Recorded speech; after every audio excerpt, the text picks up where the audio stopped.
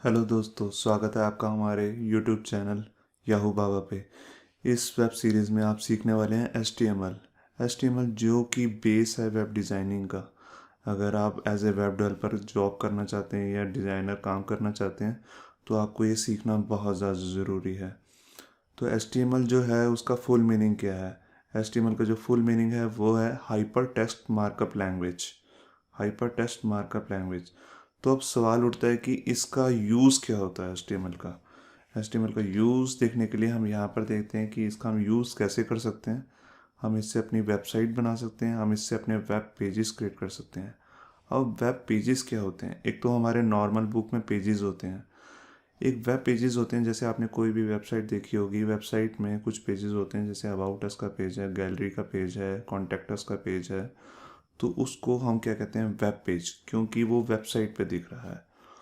ठीक है, तो इसका दूसरा यूज़ क्या कर सकते हैं, आप क्यों सीख सकते हैं एच एक बहुत ही बढ़ता हुआ कैरियर है एज ए वेब डिज़ाइनर और वेब डेवलपर का। तो आप एज ए कैरियर भी चूज़ कर सकते हैं। आप खुद की वेबसाइट ही नहीं, आप दूसरों के लिए भी काम कर सकते हैं और बहुत अच्छी अर्निंग कर सकते हैं। अब क्योंकि एक रेवोल्यूशन आ गया है वेब से मोबाइल में, तो मोबाइल डेवलपमेंट बहुत ही बढ़ता हुआ एक स्कोप है, कैरियर है। ठीक है, आप मोबाइल एप्लीकेशन डेवलपमेंट कर सकते हैं। अब सवाल उठता है कि मोबाइल एप्लीकेशन तो जावा में क्रिएट होती हैं। जी नहीं, अब मोबाइल एप्लीकेशन आपकी H T M L C S S और जावा स्क्रिप्ट को यूज़ करके भी बना सकते हैं। अब आप जैसे कि दो फ्रेमवर्क्स मैंने यहाँ लिखे हैं, फ़ोन गैप और आयोनिक। आयोनिक एक ऐसा फ्रेमवर्क है जिसमें आप एच टी एम एल और सी एस एस यूज़ करके पूरी मोबाइल की वेबसाइट का डिज़ाइन कर सकते हैं। ठीक है, जो हम अपनी आगे आने वाली सीरीज़ में सीखेंगे भी।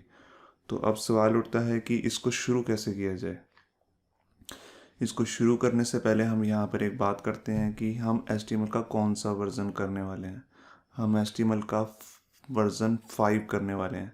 HTML का 5 अब तक का लेटेस्ट वर्ज़न है जिसमें सब कुछ न्यू है। और इसमें हम HTML 4 के बारे में भी बात करेंगे और सीखेंगे कि HTML 4 से HTML 5 में क्या क्या नई चीज़ें आई हैं और क्या क्या नई पुरानी चीज़ें हटा दी गई हैं। क्योंकि ये जानना बहुत ज़रूरी है, क्योंकि कई बार आप ऐसा हो सकता है कि पुरानी चीज़ें यूज़ कर रहे हो और वो चले ना। तो ये सब जानना बहुत ज़रूरी है। तो अब इससे पहले हमें ये जानना होगा कि हम इसमें काम कैसे करेंगे, क्या क्या सॉफ्टवेयर रिक्वायरमेंट्स हैं।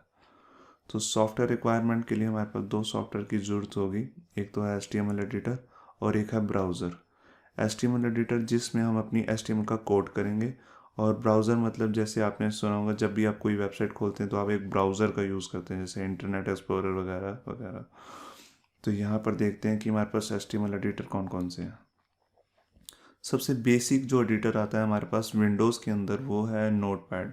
नोटपैड विंडोज़ के साथ ही आता है और इसको आप as a editor, HTML editor use कर सकते हैं। इसमें आप अपना सारा कोड कर सकते हैं और ये फ्री ऑफ कॉस्ट है क्योंकि आपको विंडोज़ के साथ ही मिला है।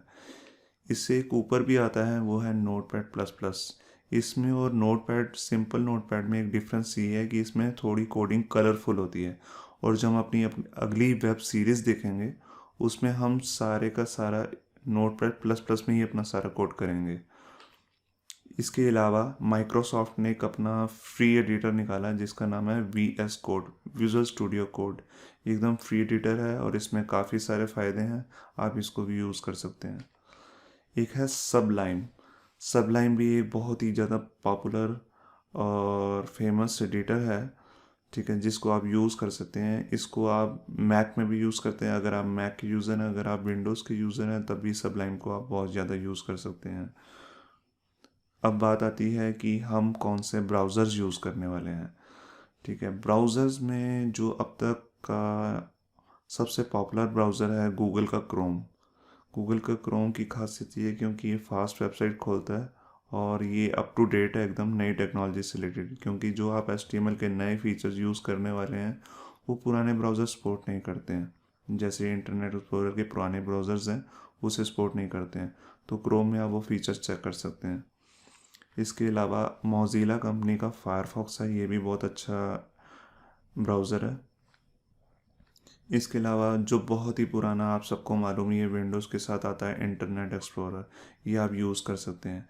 अगर आप विंडो 10 के यूज़र हैं तो उसमें माइक्रोसॉफ्ट ने अपना दूसरा ब्राउज़र जो अपडेटेड ब्राउज़र है अब तक का, एज नाम से, वो भी यूज़ कर सकते हैं। वो बहुत ही बढ़िया, और एज़ कम्पेयर टू आप कंपेयर कर सकते हैं क्रोम के, ठीक है, गूगल क्रोम से। तो इतना बढ़िया उन्होंने ब्राउज़र निकाला है, आप उसे भी यूज़ कर सकते हैं। सफारी, अगर आप मैक के यूज़र हैं तो अगर आपको पता ही होगा कि जब हम मैक हमारे पास लैपटॉप में यूज़ करते हैं तो उसके अंदर हमारे पास बाय डिफ़ॉल्ट जो ब्राउज़र होता है वो होता है सफारी। सफारी उनका बाय डिफ़ॉल्ट ब्राउज़र, आप इसको विंडोज़ में भी यूज़ कर सकते हैं, मगर इसे लोग विंडोज़ में कम, मैक में ज़्यादा यूज़ करते हैं। ओपेरा, ओपेरा भी बहुत ज़्यादा पॉपुलर ब्राउज़र है। इसको लोग ज़्यादातर मोबाइल्स में ज़्यादा यूज़ करते हैं, वैसे भी यूज़ करते हैं विंडोज़ में भी और मैक में भी, मगर इसको मोबाइल में ज़्यादा यूज़ किया जा सकता है। तो यहाँ तक का हमारा सारी वीडियो बनाने का जो एक मोटिव था वो यही था कि हम आपको बता सकें कि HTML है क्या और हम क्या करने वाले हैं और कैसे करेंगे। तो आप हमारी वीडियो सीरीज़ देखते रहिए, जिससे आप HTML5 और उससे भी शायद लेटेस्ट वर्जन इसमें सीख सकेंगे। हमने जितने भी सॉफ्टवेयर्स और एडिटर्स आपको बताए हैं उन सब के डाउनलोड लिंक्स आप हमारी नीचे दी हुई डिस्क्रिप्शन में देख सकते हैं, वरना आप इसे गूगल पे सर्च भी कर सकते हैं, वहाँ से भी जाके आप डाउनलोड कर सकते हैं। Thank you, bye bye.